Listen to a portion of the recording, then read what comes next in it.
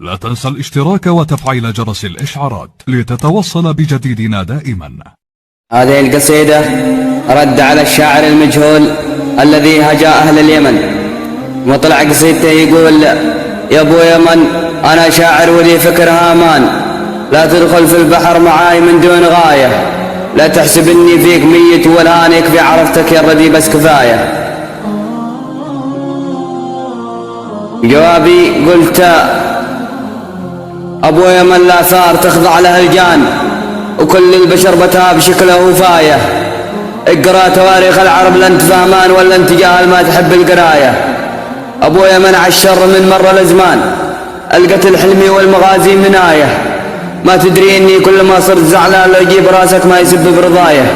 انصحت تصغي لي مسامع واذان، في قمة العالم يلج بصدايا، خسران يلي تجال الجيد، خسران اللي في الطناخة ألف مبدأ وغاية، ولي في الرجولة 100 معنى وعنوان، ولي في الشامة والمروة ولاية. صغيرنا لا ثارت الحرب شيطان يضغط على خصمه بدعس الحداية. اسأل علينا ذناب ومجوس إيران، اسأل علينا ذناب ومجوس إيران، عن مصر ردنا أبوهم حكاية.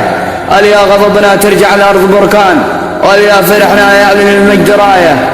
لا جات اقنص لي حباري وبران من دم خصمي ومروي ضمايا، ولا انت وش جابك على ويش يا فلان، وش كلفك ما ظن تحمل اذايا.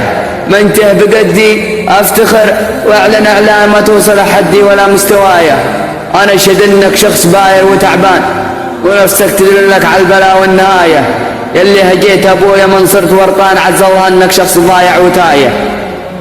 ابشر بعزك بالدوال انت مرضان، من خشمك تموري تجيك العناية. اللي يجي طايش وسارف وغلطان من طلقة البندق يحصل هداية.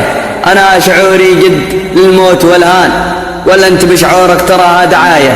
أركد فديتك قبل لا أكون سكران عن جثتك وارميك داخل فلاية.